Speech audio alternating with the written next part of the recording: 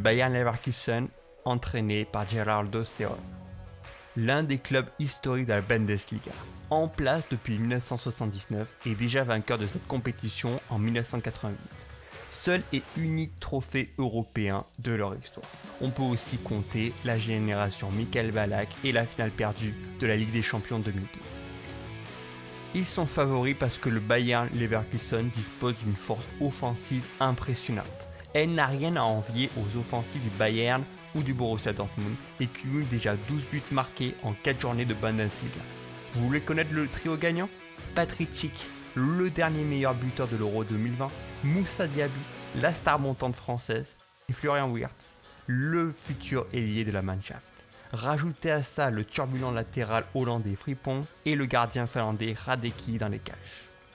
Attention quand même parce que l'an passé, ils ont été battus par leur actuel coach, par les Young Bucks de Berne en 16e de finale de l'Europa League. Le Bayer Leverkusen doit se refaire un nom sur la scène européenne. Et le fait de jouer très haut sur le terrain peut laisser des espaces aux adversaires et se retrouver en infériorité numérique sur des phases de contre. A voir comment va se comporter le Bayer contre des équipes comme le Betis ou le Celtic. Le Napoli, entraîné par Luciano Spalletti. Le club historique du Napoli garde un goût inachevé en Coupe d'Europe. On se souvient très bien de leur dernier titre européen, qui remonte déjà à la période de Diego Maradona en 1989 et qui a fait renaître la légende argentine ainsi que la ville lumière du Napoli. Ils pourraient être favoris grâce à leur début de saison prolifique et 3 victoires de rang en Serie A, dont notamment une victoire sur la Juve. En charge, Luciano Spalletti, qui a pris possession du Napoli et qui souhaite redorer le blason après 2 années à demi-teinte sous Gattuso. Même si ces 2 meilleures années remontent à l'AS Roma de 2007 et 2008, il veut imposer une philosophie de jeu particulière et passer du 4-2-3-1 à un 4-3-3 classique avec des joueurs adaptés à chaque poste. On peut noter une colonne vertébrale déjà bien implantée depuis des années avec le virevoltant Insigne devant, la force tranquille espagnole Fabian Ruiz, le taulier en défense Kalidou Koulibaly et le gardien David Ospina. Mais attention quand même parce que le Napoli c'est aussi des désillusions européennes. Toujours placée favori d'une rencontre, elle ne parvient jamais à conserver ce statut dans des doubles confrontations. Non seulement c'est souvent l'équipe qui termine 3e du groupe en Ligue des Champions, mais c'est aussi un bilan mitigé en phase finale. 16e de finale en 2018, quart de finale en 2019, 16e de finale en 2021. Avec un tel effectif et un homme d'expérience comme Spalletti, le Napoli veut s'implanter sur la scène européenne. L'Olympique Lyonnais, entraîné par Peter Bosz. L'un des rares clubs français à ne jamais décevoir sur la scène européenne. Habitué à tutoyer la Ligue des Champions, l'OL se veut ambitieux en Europa League. Les objectifs de leur président Jean-Michel Aulas sont clairs. Aller en demi-finale. S'ils sont favoris, c'est parce que malgré les difficultés rencontrées, l'OL reste un cadre européen capable de surprendre sur une rencontre. Il y a encore 1 an, ils sortaient le Manchester City de Pep Guardiola en quart de finale de la Ligue des Champions. Chacune de leurs apparitions récentes dans cette compétition s'est soldée par une qualification directe en 8e de finale. Ils ont des talents individuels comme Lucas Paqueta, Oussama Aouar ou Maxence Cacré, ou bien encore plus expérimentés comme les recrues Jérôme Boateng ou Emerson. Attention quand même parce que ce club peut exploser du jour au lendemain. L'OL est typiquement le club qui peut se créer des problèmes par eux-mêmes, rentrer dans une crise entre supporters et joueurs, ou même rendre le jeu tellement ennuyant qu'il n'y a rien de mieux à tirer qu'un simple match nul. Le coach Peter Bosz doit resserrer davantage les boulons pour ne pas rendre cette équipe trop faible.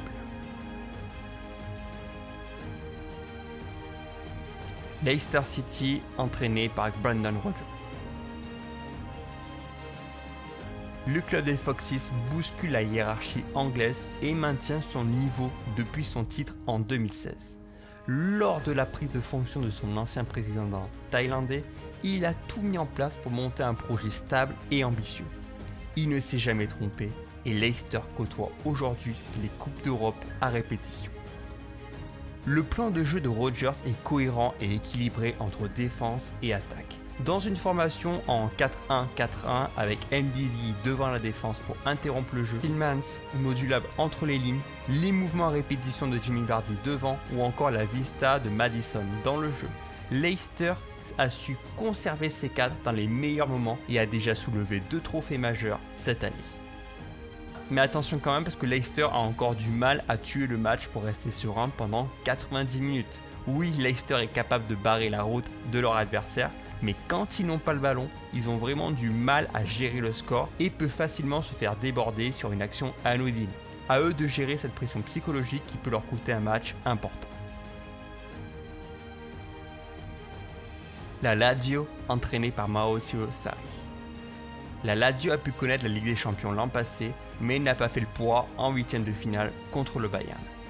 Dans un bilan récent en dents de scie, la Lazio veut redorer son blason avec le retour de Maurizio Sarri sur un banc de touche italien. Parce que oui, la Lazio cherche à dominer son adversaire sur tous les aspects de jeu, que ce soit dans les petits espaces, dans la possession du jeu ou bien dans l'intensité dégagée. La Lazio ne veut jamais se cacher sur un terrain.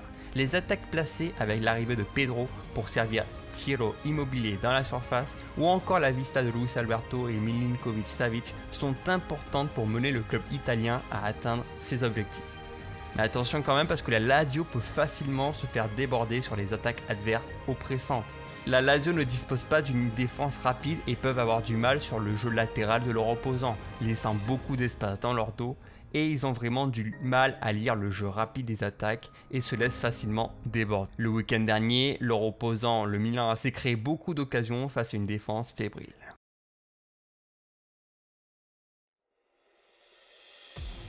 L'Olympique de Marseille, entraîné par Sampaoli. Le seul et unique club français à avoir remporté la Ligue des Champions. L'OM voudra faire bonne figure dans cette édition d'Europa League, une compétition qui leur tient à cœur après les efforts répétés de l'édition 2018 où le club avait atteint la finale. Tout reste possible dans cette OM version Longoria. Et l'un des atouts du club est sûrement l'arrivée de Sampaoli, qui révolutionne le jeu marseillais. Dans un 3-4-3 ou un 4-2-3-1 authentique, l'effectif marseillais a changé du tout au tout pour proposer un jeu offensif permanent afin d'étouffer leur adversaire. La recette fonctionne très bien pour le moment avec des positions hautes de Gerson et Guendouzi, les vitesses rapides de Hunder et de La Fuente sur les côtés, mais surtout la détermination sans faille d'un Dimitri Payet retrouvé. Mais attention quand même parce qu'on ne sait pas comment est-ce que le club va gérer le calendrier Ligue 1 et Coupe d'Europe. Le club marseillais reste sur une expérience traumatisante en Ligue des Champions la saison précédente avec de piètres résultats contre le FC Porto ou l'Olympiakos. Même si le groupe est différent, est-ce que mentalement l'OM sera prêt à affronter des cadors européens comme la Lazio ou Galatasaray? West Ham entraîné par David Moyes. Le petit nouveau européen qui fait déjà figure de favori dans cette compétition. Le club londonien a fait bonne figure l'an passé en Première Ligue, côtoyant même la 4e place pendant de nombreuses journées. Les Hammers vont découvrir l'Europa League. Parce que oui, l'équipe de David Moyes a trouvé l'équilibre dans son jeu. Et ce qui est particulièrement fort est ce double pivot complémentaire Declan Rice, Thomas Souček. Dans la récupération et en phase de transition, les offensives vont réussir à se placer dans le dernier tiers rapidement pour créer une supériorité numérique et assommer un coup devant le but. Aussi bien Pablo Fornals, Bowen ou Benrahma sont habiles de jouer en une touche pour trouver un Michail Antonio des plus en forme en ce moment. Aucune défaite n'est à déplorer au moment où je tourne cette vidéo. Mais attention quand même parce que sans véritable rattachement historique, comment les Hammers vont se comporter dans des matchs européens cruciaux. D'autant plus qu'on connaît l'exigence répétée en Première Ligue qui demande de l'intensité à chaque rencontre. Avec un turnover limité, West Ham risque d'avoir du mal à trouver les ressources suffisantes tout au long de la saison, comme on l'avait déjà vu en fin de saison dernière avec un essoufflement qui a coûté des points en championnat.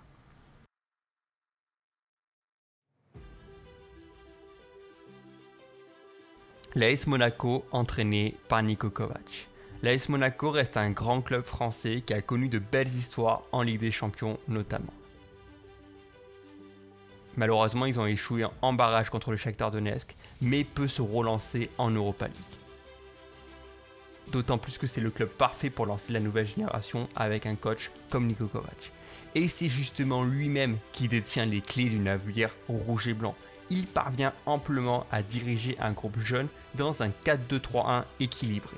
Monaco cherche constamment à presser leur adversaire pour récupérer la balle rapidement et se projeter avec les vitesses de Folland et Ben Yedder, qui lorsqu'ils sont lancés en profondeur peuvent aisément ouvrir le score.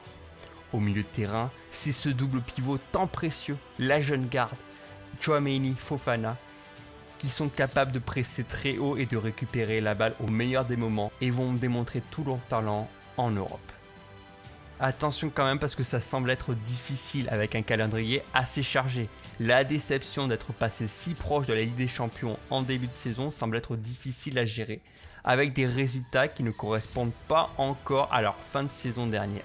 L'AS Monaco a vraiment du mal à se trouver et n'a plus la même confiance qu'auparavant. D'autant plus que la défense monégasque reste encore fragile sur des accélérations placées de leurs opposants. La Real Sociedad entraînée par Imanol Iguaçil. La Real Sociedad reste l'équipe la plus régulière derrière le top 4 espagnol. Même si elle n'a jamais fait un coup sur la scène européenne, battue notamment par Manchester United la saison précédente, le groupe grandit bien sous Imanol Iguaçil depuis 2018.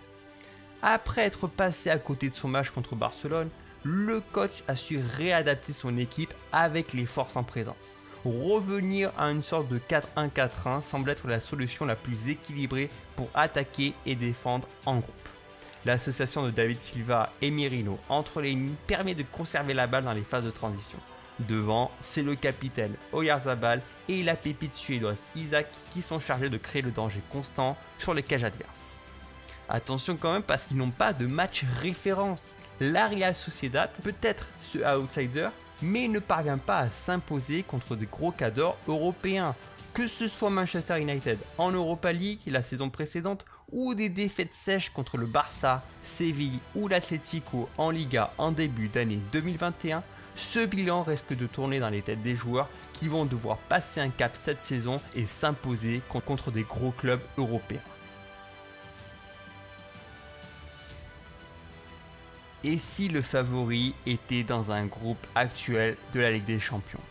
On sait que les Coupes d'Europe restent toutes reliées entre elles et que c'est un repêchage permanent qui ne plaît pas forcément aux 32 équipes déjà engagées en Europa League, mais qui donne une réelle chance à tout le monde.